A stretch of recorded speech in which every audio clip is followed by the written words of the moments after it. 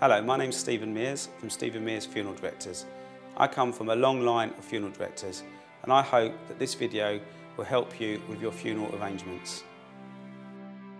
How to organise your own funeral. Firstly, my advice to you is don't wait too late to arrange your own funeral. There are many ways you can do this. It can be as simple as writing down your own wishes and storing them somewhere or giving them to your close family. Another way, if you want to pay for your funeral now, is to arrange a prepaid funeral. To do this, you would usually go and see your local funeral director. They would take down all your wishes. You can choose everything from the coffin to where you want the service to be held to what hymns you want to be sung. You would then pay for the funeral at today's cost.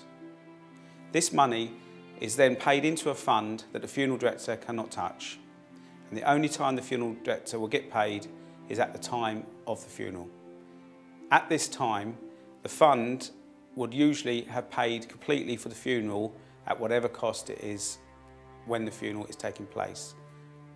The beauty of this is that your wishes are recorded, your family and friends have not got the financial pressure of finding the money for the funeral, and you could be settled knowing that all your funeral wishes are taken care of.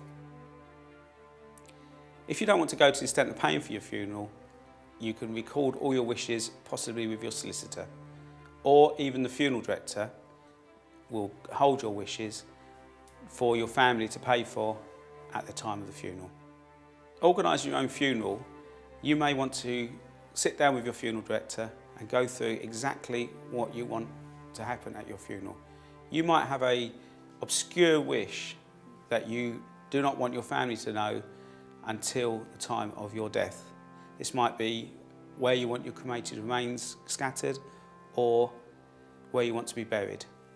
Once you've paid for your funeral at today's prices, the money goes into a fund that the funeral director cannot touch. So if for any reason the funeral directors cease to trade or they are sold to a larger company, your money is safe with the fund and you are able to move your wishes from one funeral director to another. Indeed, after your death, your family is able to do that as well. So that's how to organise your own funeral.